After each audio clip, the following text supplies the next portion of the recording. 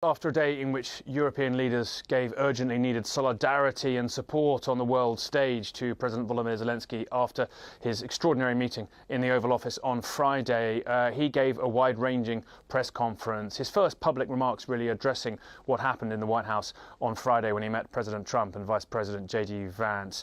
At first, he was asked if he thought he could salvage the relationship with the United States. Here's what he said.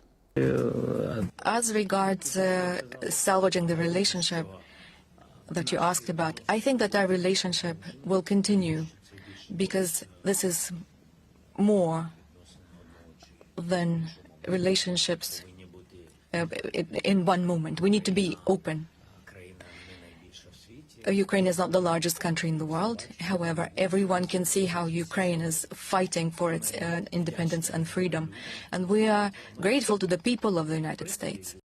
He was then asked to react to some of the suggestions from Trump's inner circle that perhaps he needs to step aside if he can't fix his relationship with the US president. Here's how he tackled the question of his resignation. If I am to be changed, and I'll hear, how can I put it,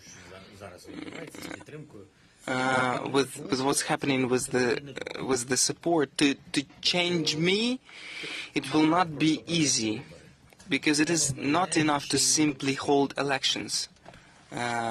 You would need to prevent me from participating in the elections, and it will be a bit more difficult. So they'll have to negotiate with me, and I said that I'm exchanging it for NATO membership, and then it means that I fulfilled my mission.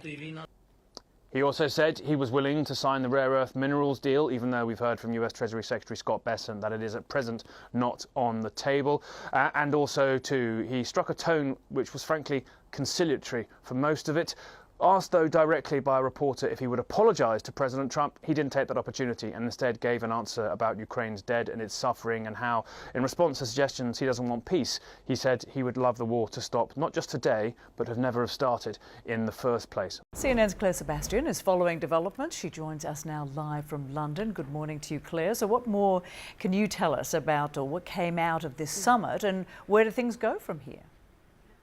Well, look, I think it was very clear, Rosemary, that the summit needed to be more than about nice words. There needed to be an actual action that came out of this. So there you see this plan that's starting to take shape, perhaps led by the UK and France, to quote the British Prime Minister, to stop the fighting.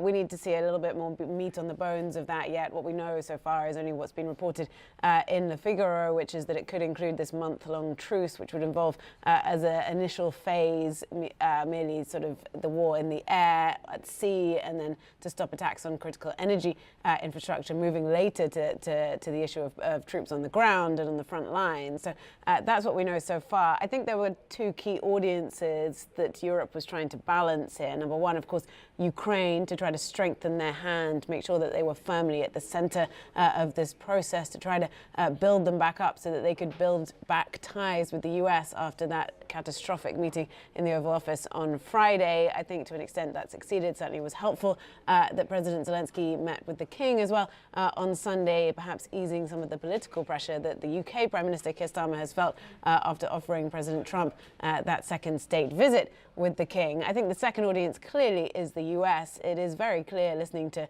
the British Prime Minister Keir Starmer, that their pre-approval for this plan was sought. He spoke to President Trump on Friday night, he said, and on Saturday night. A lot of pre-work was done before the leaders met in London on Sunday, and so I think President Trump was party to that. And I think you do see in this idea of a truce perhaps some nod to the sort of the actions that President Trump has spoken about. He has been pretty clear that he didn't want to talk about security guarantees before there was a ceasefire. So the idea of a truce perhaps gets closer to that. But look, the Secretary of State, Marco Rubio, was on ABC on Sunday. He said not a lot about this plan. He said he'd spoken to the British and French foreign ministers on Saturday, but he seemed to suggest that not much had changed in the US position. Take a listen.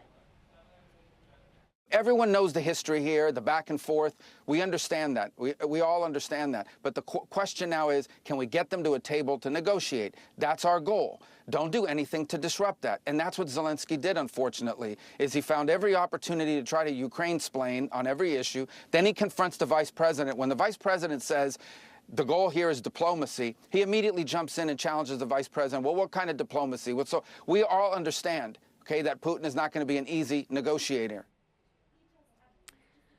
Well, I think, look, there's several problems there, specifically for Ukraine. The use of the phrase Ukraine-splain is clearly negative and doesn't suggest that much progress has been made in repairing the fraying ties that we saw in the Oval Office on Friday. I think, look, if you count the numbers of times that we heard the phrase lasting peace from European leaders over the weekend, there is a serious concern that the US approach of bringing Russia to the table first, of essentially elevating Russia while diminishing Ukraine, would not achieve a lasting peace. But look, the reality is Europe and Ukraine continue to insist that they cannot do this. They cannot get to a point of a real deterrent, a post-war deterrent that would actually work and deter further Russian aggression without the US. So I think the focus now potentially goes back to Zelensky. Is there some kind of strong gesture he can offer to the Trump administration that would repair this frayed relationship, Rosemary? And Claire, how is Russia reacting to all of this? So clearly, this is more and better than Russia could have ever hoped for, and they are very much exploiting the ongoing PR wins that they're getting out of this. The rhetoric increasingly that we see from Russia is sort of emphasizing the idea of Europe and the US being divided. Clearly, this is grist to their mill. They have long been looking for holes in the NATO alliance. They're continuing to sort of praise Trump as the grown-up in the room here. And I think the overt or indeed veiled criticism that we hear of Zelensky and Ukraine from the US just fuels the argument in Russia that Zelensky is, number one, incompetent, number two, illegitimate, and number three, unwilling to seek peace. So we saw a new interview from the Russian Foreign Minister, Sergei Lavrov, on Sunday. Take a listen to a portion of that. If you look at history in retrospect, you will see that the Americans did not play any such inflammatory role. And now, after Biden's presidential term, came the people who want to be guided by common sense, who bluntly declare, we want to put an end to all wars, we want peace. And who is currently demanding the continuation of the banquet in the form of a war? Europe.